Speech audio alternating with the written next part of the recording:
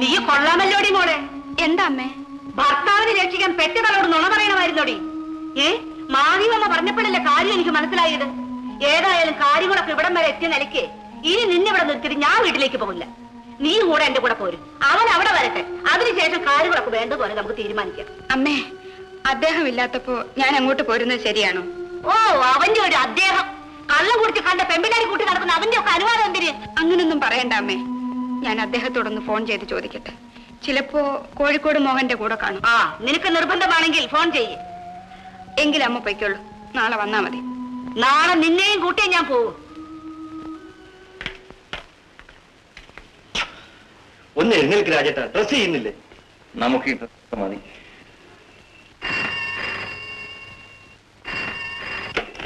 Hello, ട്രങ്കാള എവിടെന്ന്? തിരുവനന്തപുരത്തുനിന്നോ? ശരി. Hello hello, ഞാനാണ് രജനി. രജനി ചേച്ചിയോ? എന്താ ചേച്ചി? രാജേട്ടനില്ലേ? ഓ, രാജേട്ടനോ? ഇവിടെ തന്നെ ഉണ്ടല്ലോ.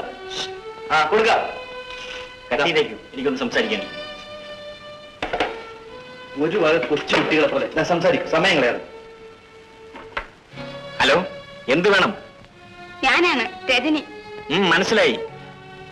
വിളിച്ചെന്തിനെന്ന് പറയൂ. രാജേട്ടൻ എപ്പോഴാ എങ്ങോട്ടൊന്ന് വരുന്നത്? എനിക്കിഷ്ടമുള്ളപ്പോ വരും, ഇല്ലെങ്കിൽ വരില്ല. നീ ആരാ ചോദിക്കാൻ? ഞാൻ ആരാണെന്ന് എനിക്ക് തന്നെ സംശയം തോന്നി തുടങ്ങിയിരിക്കുന്നു. പിന്നെങ്ങനെയാ പറയുന്നത്? എനിക്ക് ചില കാര്യങ്ങൾ അറിഞ്ഞാൽ കൊള്ളാമെന്നുണ്ട്. അറിയാനും പറയാനുള്ളതൊന്നും ഇതുവരെ കഴിഞ്ഞില്ലേ?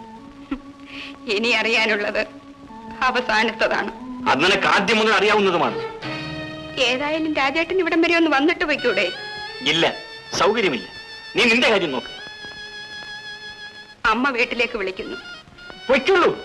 ഇല്ല, ഞാൻ പോകുകയില്ല.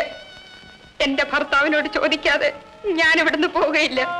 നിന്റെ ഭർത്താവോ? മേലാള പദം നീ പറഞ്ഞു പോകരുത്. നിനക്ക് എവിടെ വേണമെങ്കിലും പോകാം, എന്ത് വേണമെങ്കിലും ചെയ്യാം. നമ്മൾ തമ്മിൽ യാതൊരു ബന്ധവുമില്ല.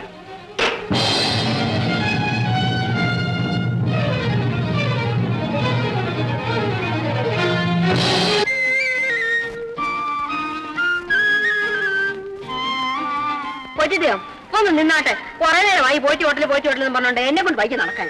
ഈ കാലിക്കറ്റിൽ എത്രയോ ഉടുപ്പി ഹോട്ടലുണ്ട്. നമ്മുടെ ഫ്രണ്ടിന്റെ ഹോട്ടലിന്റെ പേര് കാണാതെ പഠിച്ചു വെച്ചിരുന്നു, നമ്മൾ മറന്നുപോയി. നടക്ക് നടക്ക് നടക്ക്. എനിക്ക് പറ്റും.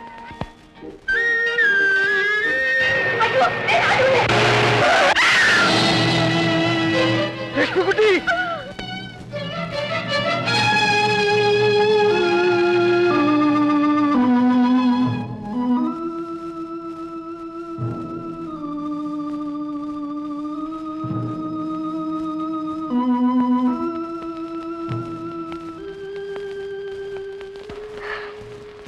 ഇനി രക്ഷയില്ല മോളെ.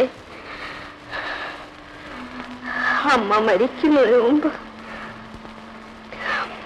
മോളോടൊരു രഹസ്യം പറയും. മോളത് രാജൻ കുഞ്ഞിനെ അറിയിക്കണം. ഉഷക്കുഞ്ഞിന്റെ അച്ഛന്റെ വീട്ടിൽ കുറെ കാലം ഞാൻ ജോലിക്ക് നിന്നു. അന്ന് അദ്ദേഹം വിവാഹം കഴിച്ചിട്ടില്ലായിരുന്നു. എന്നെ പറഞ്ഞ് വിശ്വസിപ്പിച്ച് ചതിച്ചു. ഞാൻ ഗർഭിണിയായപ്പോൾ ആരും അറിയാതെ എന്നെ ഒരു വീട്ടിൽ കൊണ്ടുവന്ന് താമസിപ്പിച്ചു. ഞാൻ പ്രസവിച്ചു. ഒരു ദിവസം രാത്രിയിൽ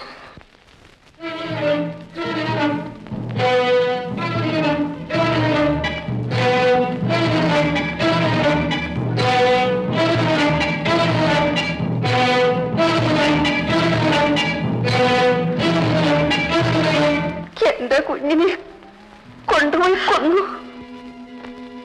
പിന്നീട് ഞാൻ ആ മനുഷ്യനെ കാണുന്നത് രാജൻ കുഞ്ഞിന്റെ കല്യാണത്തിന് ശേഷമുള്ള കാപ്പി സൽക്കാരത്തിലാണ്. ഉഷക്കുഞ്ഞ് ആ ദുഷ്ടന്റെ മകളാണെന്ന് അന്നാണ് ഞാൻ അറിയുന്നത്. ഞാൻ പ്രസവിച്ച കുഞ്ഞിനെ കൊന്ന വൈരാഗ്യത്തിന് എന്റെ അറിവില്ലായ്മ കൊണ്ട് ഉഷക്കുഞ്ഞിന്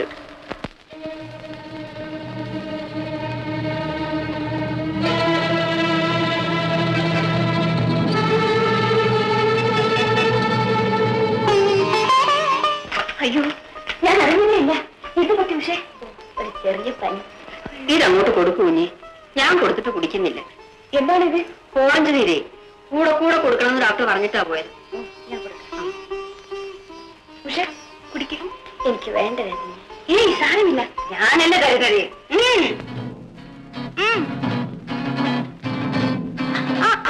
വേണ്ട.